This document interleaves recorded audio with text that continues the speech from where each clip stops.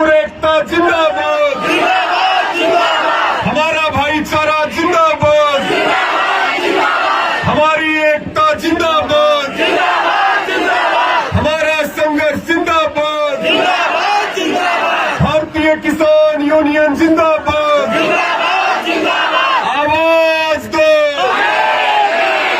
आवाज दो, रेडी पड़ी एकता जिंदाबाद, चंडीगढ़ प्रशासन मुर्दाबाद, चंडीगढ़ प्रशासन मुर्दाबाद, जय जवान, जय जवान, सो बोले सो निहाल।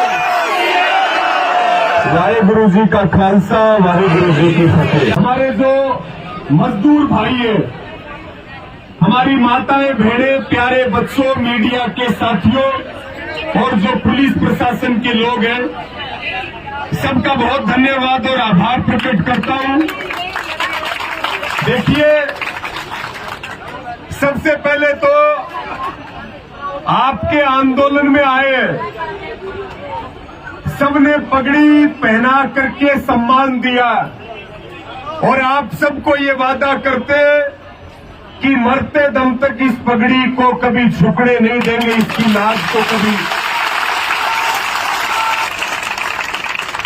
दूसरी बात, ये जो पूरा क्षेत्र है, चाहे वो पंजाब हो, चाहे वो हिमाचल हो, उत्तराखंड हो और हरियाणा, आधे से ज्यादा हरियाणा के भी 12 से 13 जिले बाढ़ की चपेट में आए हुए हैं। आदमी मर रहे हैं, गाड़ियां पानी में बह रही हैं, हालात हमारे सामने है, लोगों को रोटी खाने को नहीं मिल रही, सरकारें गायब है, सरकारों की नीति भी जिम्मेदार है प्राकृतिक आपदा के साथ। उत्तर प्रदेश वाले हरियाणा की मदद कर रहे हैं और सारा देश एक है। जब भी मुसीबत आएगी हम मिलकर के लड़ेंगे, सरकारों के बांटने से नहीं बटेंगे। 13 महीने तक जो किसान आंदोलन चला, पूरे देश में चंडीगढ़ एक ऐसा शहर था जहां पे किसान आंदोलन के दौरान हम भी कई कार्यक्रमों में आए। हमारे यूनिवर्सिटी के बहन भाई मिलते थे, भाई कुलदीप और पूरी उनकी टीम मिलती थी, अलग अलग चौक चौराहों के ऊपर बैनर, तख्ती जैसे आज आपने हाथ में ले रखी है, ऐसे तख्ती लेकर के खड़े होते थे। और मैं आपको सैल्यूट करूंगा, 3 कृषि कानूनों के आंदोलन में अगर शहरों के योगदान की बात की जाए तो चंडीगढ़ का योगदान बहुत बड़ा था, आपने मजबूती से साथ दिया।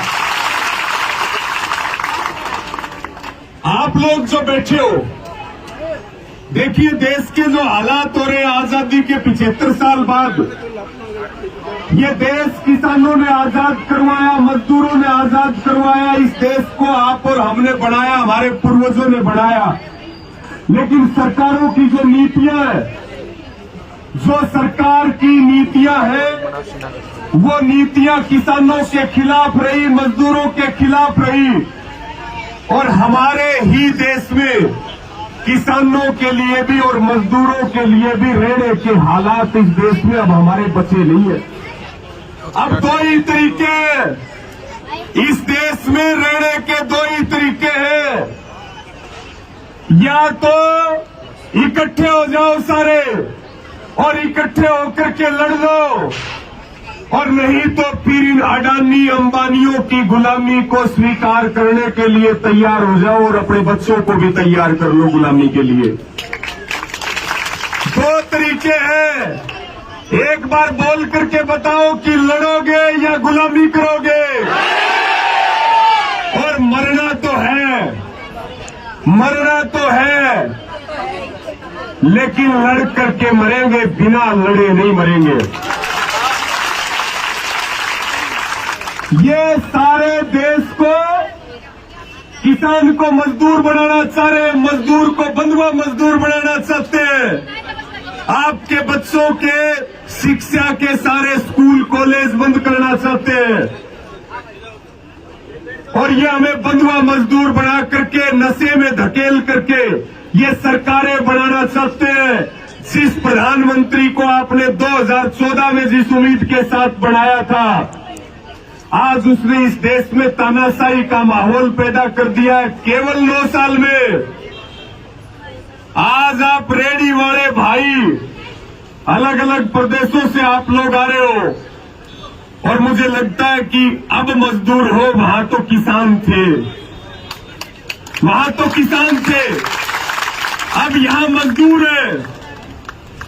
यहां की एमपी है, वो फिल्मों की शूटिंग कर रही है, क्या नाम है उसका, वो फिल्मों की शूटिंग में व्यस्त है। गलती हमारे से हुई है, गलती हमने की है, गलती को सुधारेगा कौन, हम सुधारेंगे। आंदोलन करने जरूरी है। किसानों का आंदोलन हुआ, आज पूरा देश आंदोलन करना सीख गया, पूरी दुनिया आपको देख करके आंदोलन कर रही है। आंदोलन करिए। पहले किसानों को आंदोलन करना पड़ा, खिलाड़ियों को आंदोलन करना पड़ा, सरपंचों को आंदोलन करना पड़ा, कर्मचारी आंदोलन कर रहे हैं, और ये जो पुलिस की वर्दी में बैठे इनको भी आंदोलन करना पड़ेगा। नहीं, नौकरी इनकी भी नहीं बचेगी,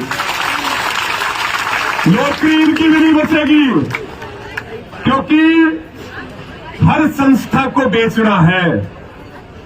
अभी हम रास्ते में आ रहे थे, एक फोन आया, कह रहे थे कि भाई 24 में तो प्रधानमंत्री ये बनेगा। कोई भगत था, अंध भगत था, मैं कहा भाई हम कब कह रहे हैं कौन बनेगा कौन नहीं बनेगा, इसके बारे में बात करेंगे जब 2024 के चुनाव होंगे और उसका जब इलेक्शन का रिजल्ट आएगा, उस दिन आप फोन करके बताना कि कौन गया और कौन आया, कौन बढ़ा और कौन हटा। सारा देश परेशान है, सारा देश आंदोलन पे है। अब आपके मुद्दे पे बात करते हैं, क्योंकि देखिए हमें इस मुद्दे की बहुत ज्यादा जानकारी नहीं थी, क्योंकि पहले हम 9 साल पहले जब यूनियन में काम करने लगे तो उस समय केवल किसान की बात हुआ करती थी। किसान आंदोलन के बाद सब वर्गों की बात करने की जरूरत है और सबको मिलकर के लड़ने की जरूरत है, तब सरकार झुकेगी। आज रेडी वाले आंदोलन कर रहे हैं, हम सोचे हम क्यों साथ दे, किसान लड़ रहे हैं, कर्मचारी सोचे हम क्यों साथ दे, खिलाड़ी लड़ रहे हैं, मजदूर सोचे हम क्यों साथ दे। अरे भाई ये सारे चोर सरकार बनाने के लिए इकट्ठे हो जाते हैं, तुम हक मांगने के लिए इकट्ठे क्यों नहीं हो सकते? इकट्ठा होना पड़ेगा और मिलके लड़ोगे तो जो हमें बर्बाद करना चाहते हैं उनकी रीढ़ की हड्डी तोड़ देंगे, और तोड़ी है। डरने की जरूरत नहीं है। चंडीगढ़ भी हमारा है, इनके बाप की बपोती नहीं है चंडीगढ़। वोट दे करके चंडीगढ़ में बैठे हैं ये लोग।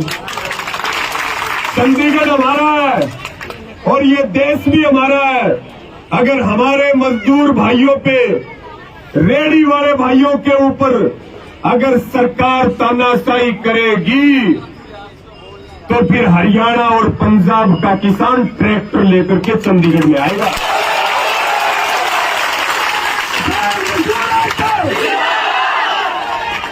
अकेले नहीं है, हम तो यहाँ के प्रशासन को कहना चाहते हैं,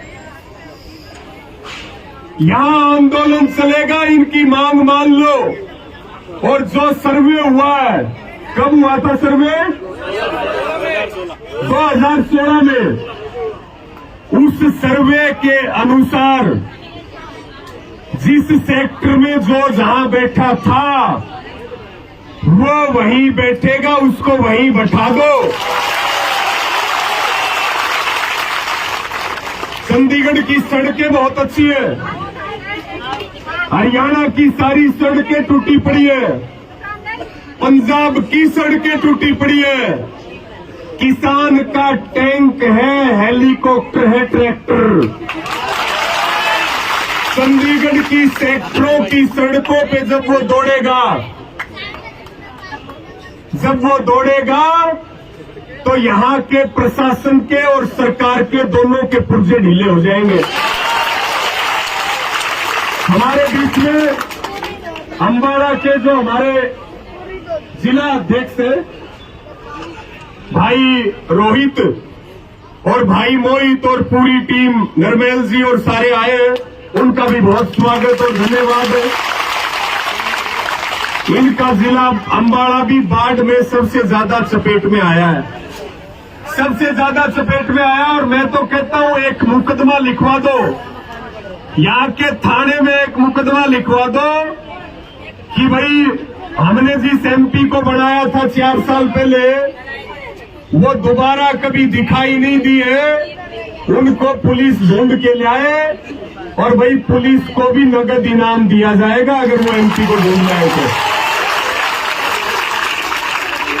लेकिन यहाँ की पुलिस आपकी एफआईआर नहीं लिखेगी, वो एफआईआर लिखेगी अरुण सूद की, क्योंकि चंडीगढ़ की पुलिस भी अब चंडीगढ़ की पुलिस नहीं रही, वो भी अब जो है भाजपा की और मोदी और अमित शाह की पुलिस बन चुकी है।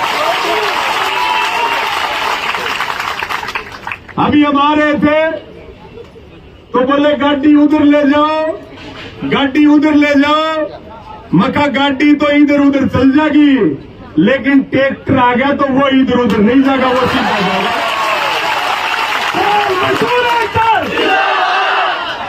गाड़ी तो ले जाएंगे हम। ये कानून तभी तक है जब तक ठीक तरीके से चलोगे। जिस दिन गलत तरीके से चलोगे, गलत कानून को नहीं मानेंगे, गलत कानून को ठोकर मार के तोड़ देंगे सरकार। ये बात छोड़ने नहीं मानेंगे गलत कानून। साथियों, बातचीत आई, आपके मुद्दे को मैंने समझने की कोशिश करी।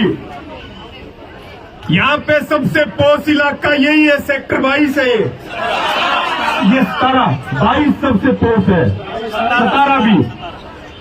कि जो रेडी फड़ी वाले भाई है उनको जो मार्केट वाली बढ़िया जगह थी वहां से उनको उठा के और उनको नॉन वेंडिंग एरिया में जंगलों में भेज दिया कि नहीं भेज दिया। और वहां बीजेपी अपने लोगों को बैठाना चाहती है कि नहीं चाहती है। और वहां अपने लोगों की बड़ी दुकान, बड़े मॉल वो खुलवाना चाहते। रेडी वाला जो है, रेडी वाला तो भाई 2 पैसे बचाएगा अपने बच्चों के लिए। अफसोस की बात है, मेरी बहनें बैठी हैं, छोटे छोटे बच्चे धरने पे हैं, 5-5, 6-6 महीने के बच्चे मैं देख रहा हूं। लेकिन क्या करें, लड़ना तो पड़ेगा। तो जो बढ़िया एरिया है, बढ़िया सेक्टर है मार्केट वाले, वहां से उनको उठा दिया और उनको जंगलों में भेज दिया कि यहां रेडी लगाओ। और वहां पीछे से किसको जगह दे दी गई? एक बीजेपी का कोई नेता है, नाम तो मैं नहीं लूंगा क्योंकि नाम लेने वाले उसके कर्म नहीं है। वो जो भी है आपको भी पता है, हमें भी पता है, प्रशासन को भी पता है। उसको जगह दे दी और बोला यो विकलांग है। और विकलांग इसलिए कि इसने 20 साल पहले अपनी घरवाली को किडनी दी थी। अरे शर्म, बेशर्मो, शर्म बेच खाई तुमने। अधिकारी होते हमारे बीच में पानीपत के हमारे जिला अध्यक्ष भाई सोनू मालपुरिया जी पहुंचे हैं। सभी हमारी बुजुर्गों की टीम उनके साथ आई है, युवाओं की टीम उनके साथ आई है। उनका भी बहुत बहुत स्वागत है, धन्यवाद है।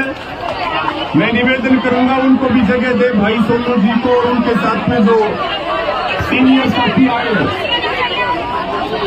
तो साथियों, मैं आपसे बात कर रहा था, देखो गांव में तो आंदोलन चलते रहते हैं, तुम अपना चौकसी हो लो। सारे लड़ने के लिए तैयार हो कि नहीं हो? हाथ उठा। तो एक आंदोलन चंडीगढ़ में करेंगे, जरूर करेंगे, जीतेंगे इस आंदोलन को।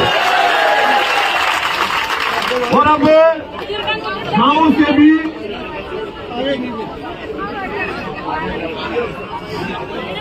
देखिए, मैं पहले ही बता रहा था, टीवीपीए कानून है रेडी फड़ी वालों का, पूरे देश में कानून बना हुआ। 2007 में बना, 11 में संशोधन हुआ। ये जो देखिए, ये जो वेंडर होते हैं, रेडी वाले भाई, जो फीस देते हैं, किसको देते हैं? म्यूनिसिपल कॉर्पोरेशन को। उनका 10 लाख रुपए तक का बीमा, उनके लिए टॉयलेट की व्यवस्था करना, उनके लिए पानी की व्यवस्था करना, उनके लिए शेड बनाना, ये पैसे लेते हैं। बताओ कोई सुविधा देते हैं क्या? तो अब करने वाला बहुत लूट मचा ली, अब की बार हक भी लेंगे, सुविधा भी लेंगे। बस आप इकट्ठे रहो और सबको जोड़ो इस आंदोलन के साथ। सब मिलके लड़ोगे तो इस आंदोलन को जीतोगे, और जीत के ही अपने घर पे और अपने काम पे जाओगे। भूखा नहीं मरने देंगे किसी को, भूखा किसी को नहीं मरने देंगे। जब तक इस देश में किसान है, हाथी से लेकर के और चींटी तक का पेट भरेगा, भूखा कोई नहीं मरेगा।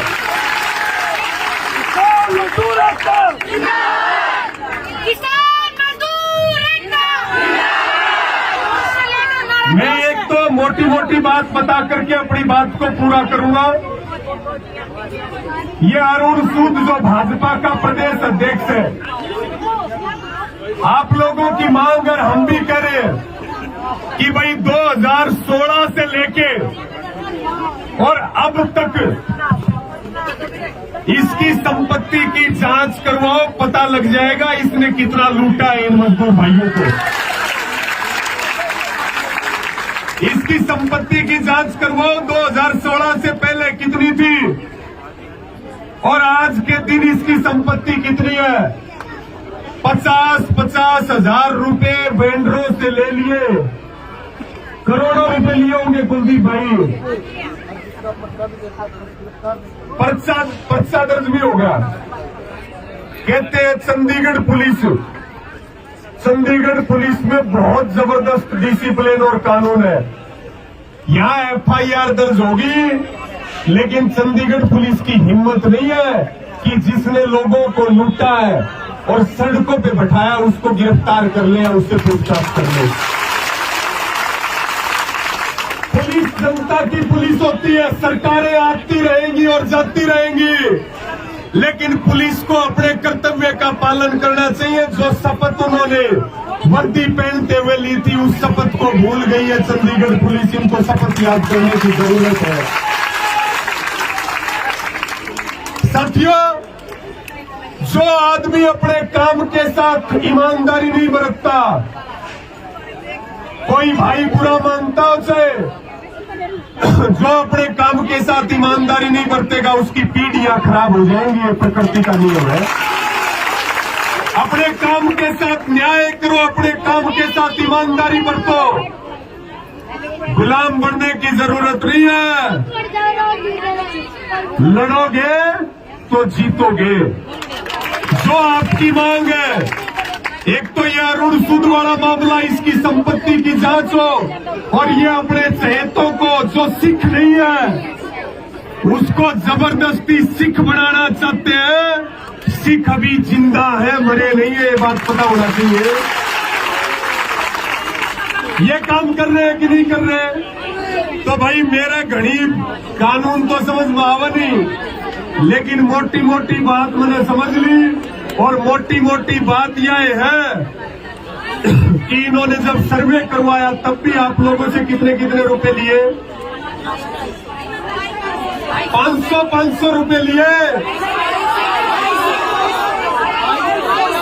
तो 2200। अरे भाई न्यू का अगर हमारे बुजुर्ग न्यू का करते भाई, जिसका पेट अगर गेहूं से ना भरता हो ने, तो उसका पेट भाई गोबर तो भी नहीं भरेगा।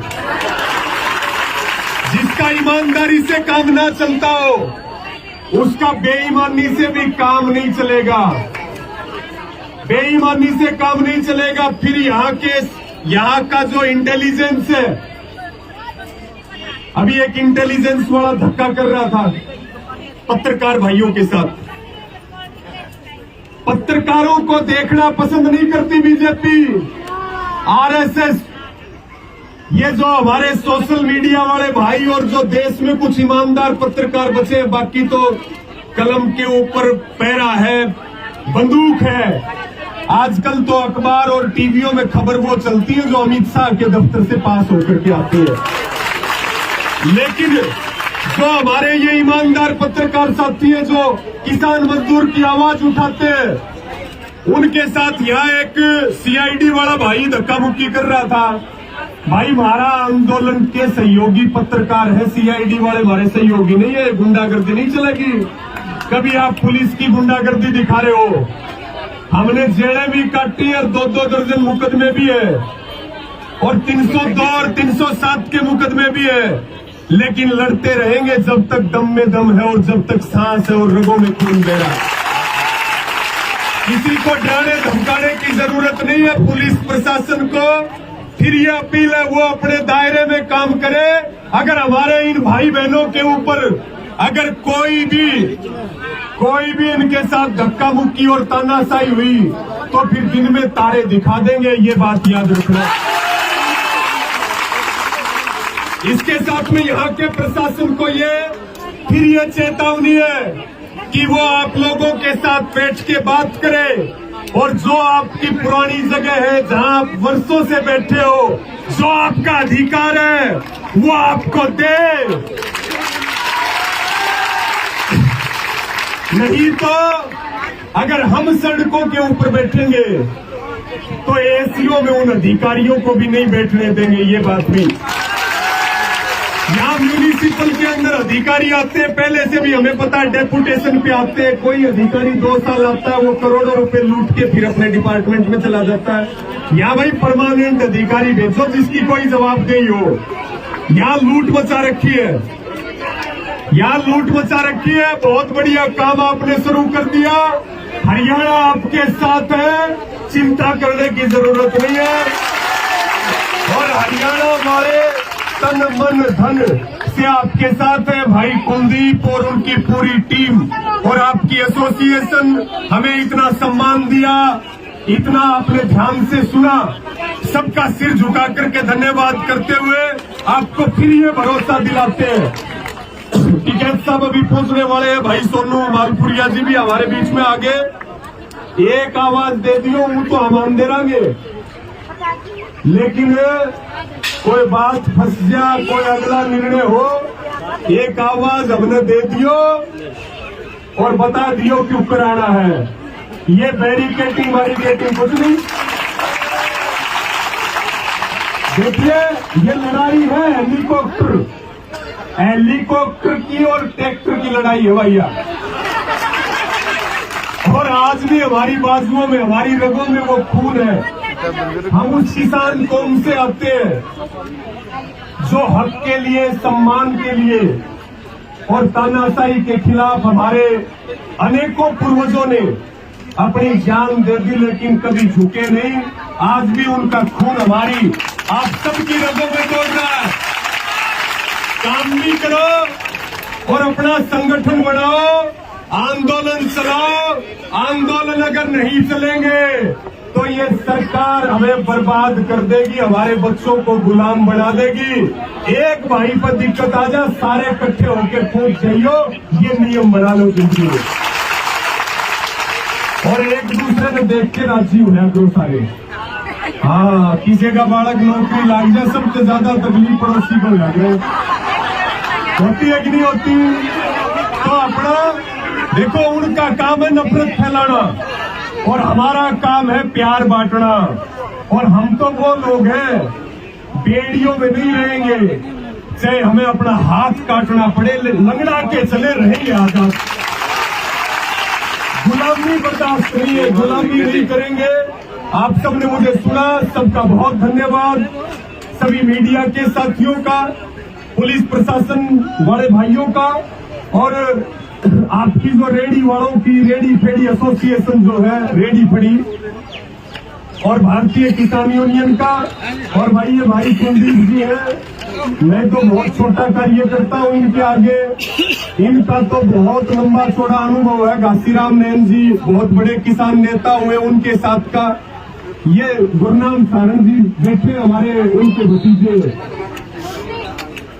फतेह सिंह फतवा जी के भतीजे, ये वो आंदोलनकारी है भाई।